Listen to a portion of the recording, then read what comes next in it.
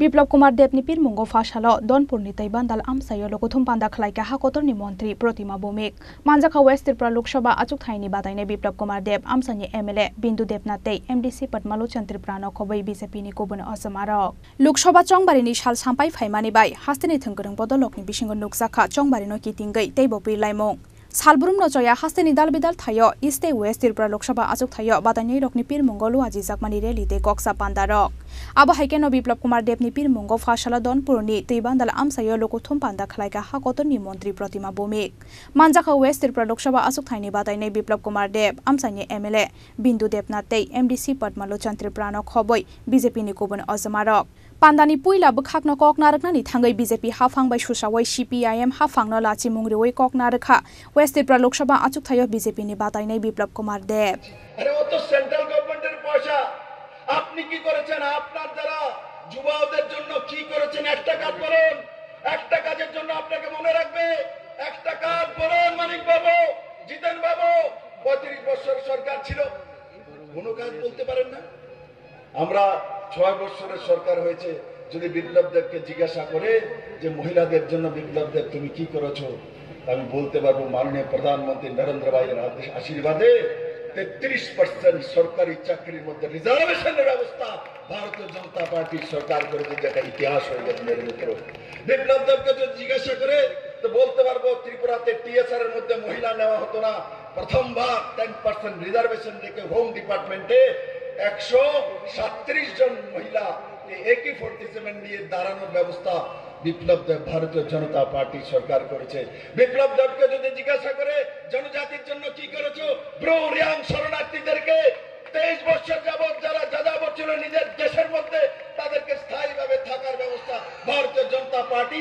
নরেন্দ্র মোদী 600 কোটি টাকা দিয়ে করেছে বিপ্লব দেব যদি জিজ্ঞাসা করে তাহলে 1300 কোটি টাকার প্যাকেজ দিয়ে এডিসিতে ভারতীয় জনতা পার্টি সরকার জনজাতিদের জীবনমান উন্নয়নের ব্যবস্থা করেছে বিপ্লব দেব জিজ্ঞাসা করে কৃষকদের জন্য মিনিমাম সাপোর্ট প্রাইস এই প্রথম নর্থ ইস্টের কোন রাজ্য ত্রিপুরা রাজ্যের মধ্যে মিনিমাম সাপোর্ট প্রাইস ভারতীয় জনতা পার্টি সরকার নরেন্দ্র মোদীর নেতৃত্বে ত্রিপুরাতে এনেছে যার কারণে কৃষকরা 10 টাকা 12 টাকা 13 টাকা করে ধানের কিলো বিক্রি করত আজ ত্রিপুরাতে 22 টাকা করে ধানের কিলো বিক্রি করে সেটা ভারতীয় জনতা পার্টি সরকার করেছে বিপ্লব দেবকে যদি জিজ্ঞাসা করে যে এই রাতে 33টা পেনশন কমিউনিস্টরা বড়াই করে বলতো আমরা 33টা পেনশন দেই টাকা কত দিতে 300 500 700 আমরা ভারতীয় জনতা পার্টি সরকার আসার পর আমরা সমস্ত পেনশনগুলিকে এক নাগারে 1000 থেকে 2000 টাকা পর্যন্ত করেছি ভারতীয় জনতা পার্টি সরকার তাহলে ছাত্রদের জন্য যদি বলে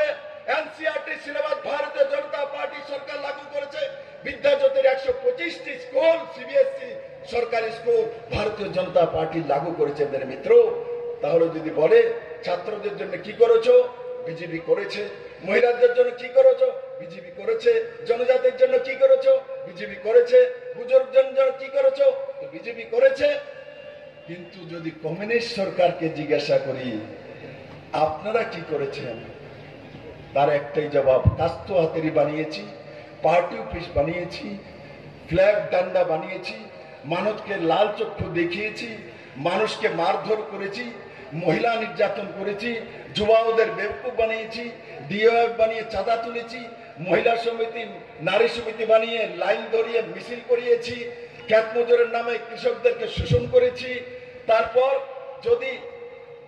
যদি কোনো কার্যক্রম আজকে ধনপুরে এই কার্যক্রম হচ্ছে কমিউনিস্ট যদি এই কার্যক্রম করতো মানিক সরকার যদি আসতেন ধনপুরের মানুষ 10 দিন যাবত চাঁদা ব্যস্ত হয়ে যেতেন ভারী ভারী চাঁদা তুলতো কালকে মানিক সরকার আসবে চাঁদা দেন মরিচ দেন চাল দেন চিনি দেন পুরা ধনপুরকে নাঙ্গা করে তুলতো এরা মেরে মিত্র আর ত্রিপুরার মানুষ সেই চাঁদাবাজি থেকে মুক্তি পেয়েছে তাই বন্ধুরা আজকে এই কংগ্রেস এবং সিপিএম এর যে অবৈধ জোট সে জোট সংবিধান বাঁচানোর জন্য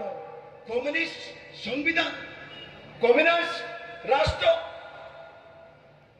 আর আমি মুখ্যমন্ত্রী হওয়ার পর মানিক সরকারকে জিজ্ঞাসা করেন মুখ্যমন্ত্রী হওয়ার পর যেই চেয়ারে উনি বসতেন ওই চেয়ারে আমি যখন বসেছি ওই রুমের মধ্যে ভারতের জাতীয় পতাকা ছিল না মানিক বাবু সংবিধানের কথা বলে লজ্জা হয় না বিপ্লব দেব তো জানে আপনার কুকীর্তি আপনি যখন মুখ্যমন্ত্রী ছিলেন ভারতবর্ষের কোন মুখ্যমন্ত্রী নেই যে যার রুমের মধ্যে ভারতের জাতীয় পতাকা থাকে না।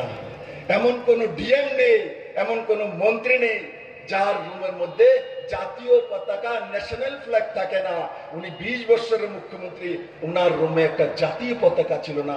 সে দেশকে সম্মান করে না, দেশের জাতীয় পতাকাকে সম্মান করে না। তার রুমের মধ্যে অশোক স্তম্ভ ছিল না, তার মানে ভারতের যে চিহ্ন সেটা উনি মানে না। বিপ্লব দেব আসার আগে 2018-তে আমরা সরকার করার আগে কমিউনিস্ট পার্টির ধনপুরের কোন কার্যালয় হোক, সুনামুড়ার কোন কার্যালয় হোক, তৈবান্দালের কোন কার্যালয় হোক, মেলাল মাঠের কার্যালয় হোক, এদের কোন কার্যালয় কোনদিনও 15 আগস্ট, 26শে জানুয়ারি, 23শে জানুয়ারিতে ন্যাশনাল ফ্ল্যাগ এরা উঠাতো না। এরা গান্ধী জয়ন্তী মানাতো না, এরা বিবেকানন্দ জয়ন্তী মানাতো না, এরা সর্দার বল্লভভাই প্যাটেলের জয়ন্তী মানাতো না। এরা সংবিধান শিখাবে মানিক বাবু শেষ বয়সে 75 বছর বিপ্লব দেবকে সংবিধান, ভারতীয় জনতা পার্টি। লজ্জা হয় না মানিক বাবু? এই কথাগুলো বলেন। বলুন ত্রিপুরার মানুষকে কেন জাতীয় পতাকা আপনি রুমের মধ্যে রাখেননি? বলুন ত্রিপুরাবাসীকে কেন অশোক স্তম্ভ রাখেননি? কেন আপনারা সংবিধান মানেন না? বি.আর. আম্বেদকরকে আপনারা অপমান করতেন, আপনারা ভারতের সংবিধানের বিরোধ করতেন। এখন বলছেন সংবিধান বাঁচানোর জন্য উনি কংগ্রেসের সঙ্গে গিয়েছেন। আচ্ছা, বুঝলাম আপনি সংবিধান বাঁচানোর জন্য কংগ্রেসের সঙ্গে গিয়েছেন, হাত চিহ্নে ভোট দেবেন। সংবিধান কি বলে? কেরালাতে এক সংবিধান, ত্রিপুরাতে আরেক সংবিধান। কেরালা ভারতবর্ষের মধ্যে নয়, ভারতবর্ষের বাইরে। কেরালার মধ্যে রাহুল গান্ধীর বিরুদ্ধে কমিউনিস্টের প্রার্থী, ওখানে কোন সংবিধান লাগু করেছেন? প্রকাশ করেছেন সংবিধান, সীতারাম ইয়াচুরির সংবিধান, আর এখানে জিতেন চৌধুরীর সংবিধান। আরে সংবিধানের জানেন কে মানিক বাবু? ভারতবাসী।